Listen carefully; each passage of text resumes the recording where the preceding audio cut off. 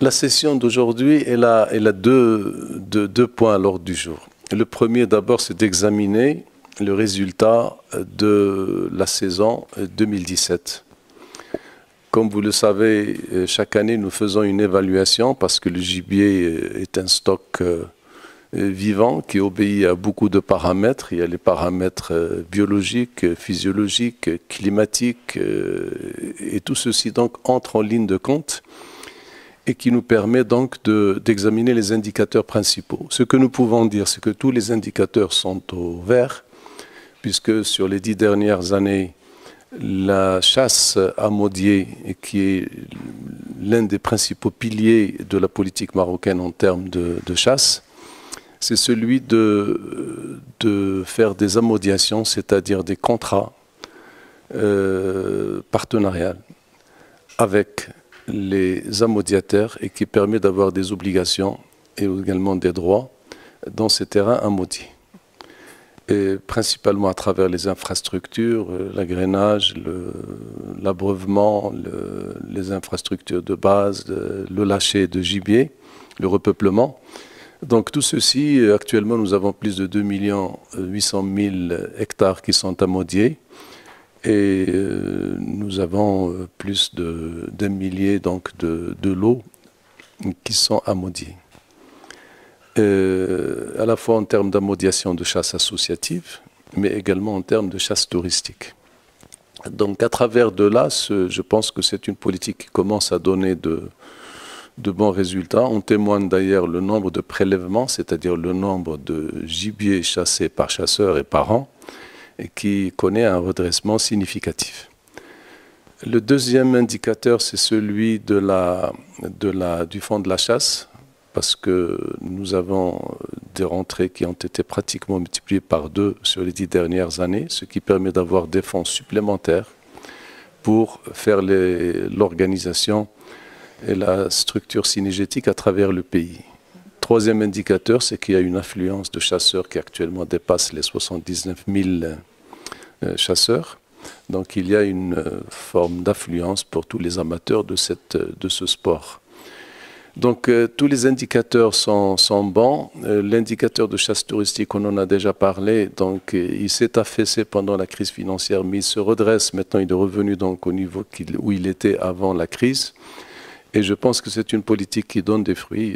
Il faut la continuer, il faut la consolider et il faut l'intensifier. Le deuxième point, c'est celui de l'organisation de la chasse pour la saison prochaine. Donc nous ouvrons la chasse à la fin de septembre pour le gibier principal, c'est-à-dire le lièvre, le perdreau, le lapin. Et puis nous fixons également le nombre de gibier autorisés par chasseur et nous décidons également des dates d'ouverture et de fermeture pour chaque gibier et en même temps évidemment l'examen des points noirs pour la réduction des populations de sangliers qui est considéré dans certaines zones non pas comme un gibier mais comme un prédateur et dont la régulation s'impose puisqu'il n'y a plus de prédateurs naturels par rapport à cette espèce. La niche de tourisme synergétique est une niche importante pour le Maroc, d'abord parce que la proximité de l'Europe. Nous savons qu'il y a à peu près 10 millions de chasseurs qui sont à moins de 2 heures, 2 heures et demie de vol et qui peuvent s'adonner à cette activité au Maroc dans les périodes notamment de week-end sur les principales espèces telles que le perdreau, qui est l'espèce emblématique au Maroc, et plus évidemment un certain nombre de gibiers migrateurs, principalement la tourterelle. Le tourisme synergétique a pâti énormément durant la crise financière de 2008, puisqu'il y a eu moins de touristes qui venaient au Maroc pour s'adonner à cette activité. Et nous avons depuis fait un certain nombre d'efforts, notamment à travers les sociétés de chasse touristique, qui sont à peu près au nombre de 90 maintenant, et qui permettent d'organiser ces chasses dans les conditions optimales. Alors ce que nous pouvons dire, c'est qu'après un affaissement qui s'est fait donc, à partir de 2008, nous avons un redressement progressif et qui fait que pratiquement le nombre de chasseurs en 2017 était à peu près au même niveau que celui d'avant la crise financière. Donc il y a un redressement, à peu près 2900 touristes qui viennent exercer cette activité au Maroc. Donc c'est une activité qui est importante, nous avons l'intention de la développer beaucoup plus, et sur un certain nombre de niches de gibier. Il y a le perdreau évidemment, comme je viens de le dire, le lapin, le lièvre, et le gibier migrateur qui est axé principalement autour de la tourterelle, accessoirement autour de la caille, donc vers le mois de février et début mars. Et il y a aussi l'abattage ou les battues administratives de sangliers, parce que vous savez, c'est une espèce qui n'a plus de prédateurs naturels, il n'y a plus de grands prédateurs carnivores. Aujourd'hui, c'était une occasion pour présenter le bilan de la saison de chasse 2017-2018. Donc les indicateurs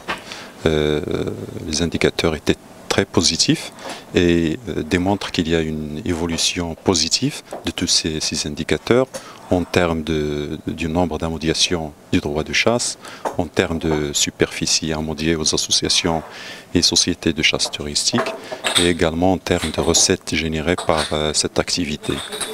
Et c'était également une occasion pour présenter les projets qui ont été entamés l'année dernière et qui ont été réalisés cette année, et notamment celle relative à la surveillance sanitaire de la faune sauvage.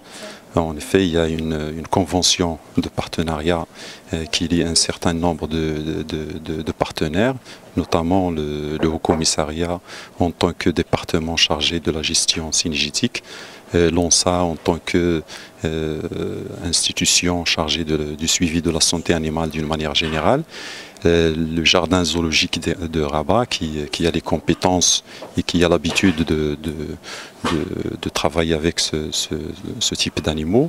Il y a également l'Institut agronomique, Institut Hassan II, l'IAV Hassan II, qui va assurer le suivi scientifique de cette question de santé animale.